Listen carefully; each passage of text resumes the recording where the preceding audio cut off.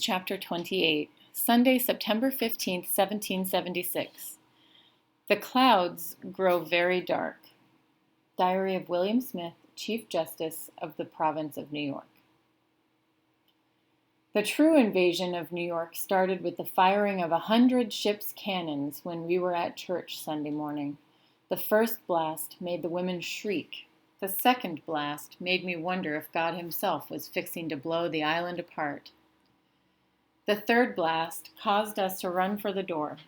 Rebel soldiers were dashing every which direction on the street, muskets in their hands, officers bellowing loud, the horses pulling carts and carriages, whinnied nervously, bobbing their heads up and down and rolling their eyes in fear of the commotion and noise.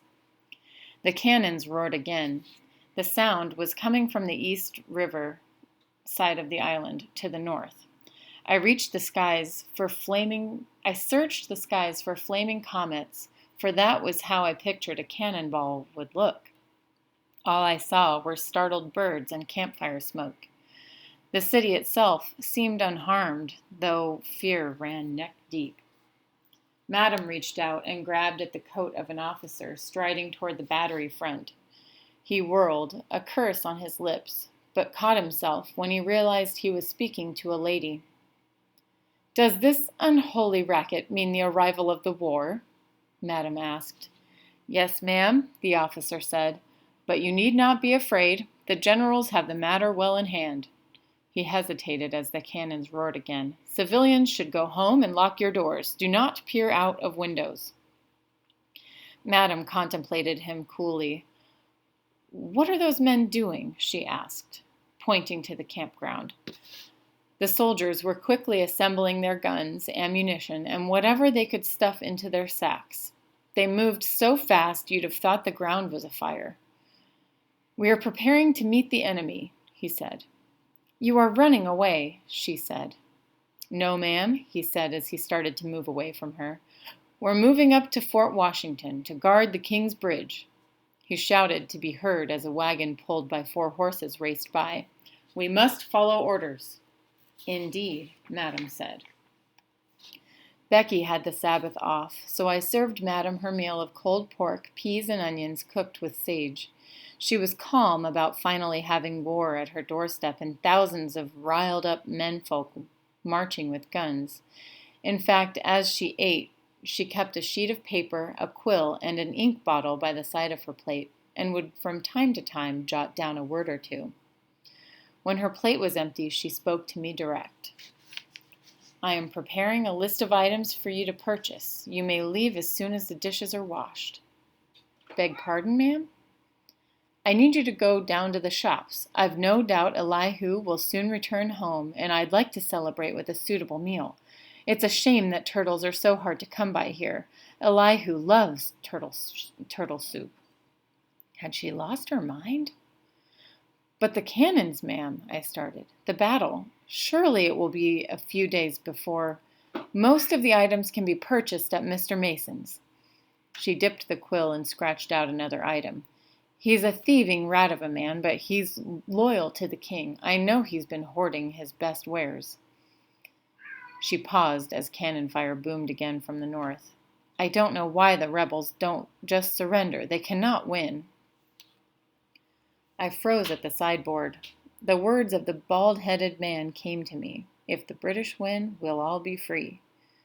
Could it be so simple? Might the invaders liberate me from this nightmare? Was this my chance? Madam said nothing, but I couldn't make out her words. "Yes, ma'am," I mumbled, my hands doing the work of a slave, my mind racing free. "I will run and join the British."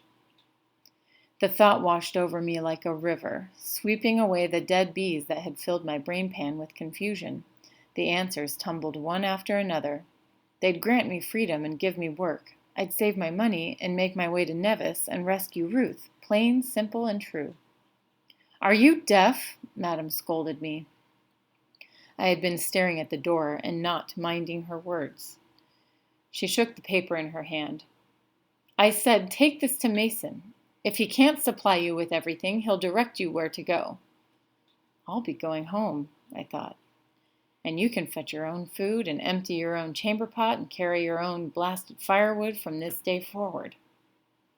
Girl, Madam squinted at me and tilted her head to one side. Are you feverish? I gave thanks that she could not hear my thoughts. No, ma'am. I put the list in my pocket and set the last knife on the tray. I'm strong as can be. I'll go to Mr. Mason's directly. I paused at the parlor door. I may be delayed a wee bit, ma'am, I said with care, what with the commotion and all. A dozen or so soldiers dashed down the middle of the street, their boots thudding. It cannot be helped, Madam said with a sigh. Walking down Broadway, I was a fish swimming in the wrong direction. Everyone else in New York flowed north and fought against my progress. Continental troops in ragged formation, militia units carrying packs and haversacks, small artillery pieces pulled by horses, and carts weighed down with women and children. The noise was deafening.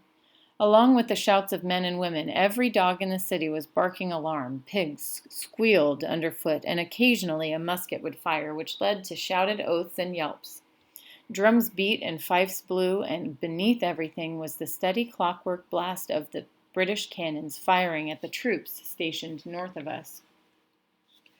I kept to the fronts of the buildings, ducking into doorways when necessary, until I finally took refuge in the abandoned chandler's shop.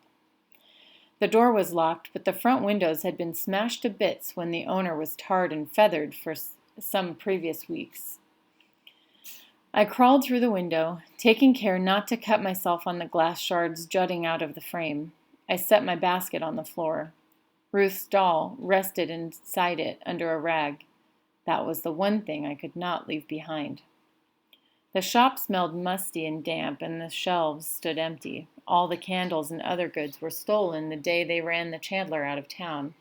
It was a gloomy place, but would serve well as a temporary shelter. I stood by the window and watched the tide of people roll out of the city. Hurry, I silently urged them. Hurry. I also urged the British army. I did not want them to land right away, not until the last of the crowd had fled. But it would be nice if they arrived right quick after that, before Madam could hire someone to seek me out.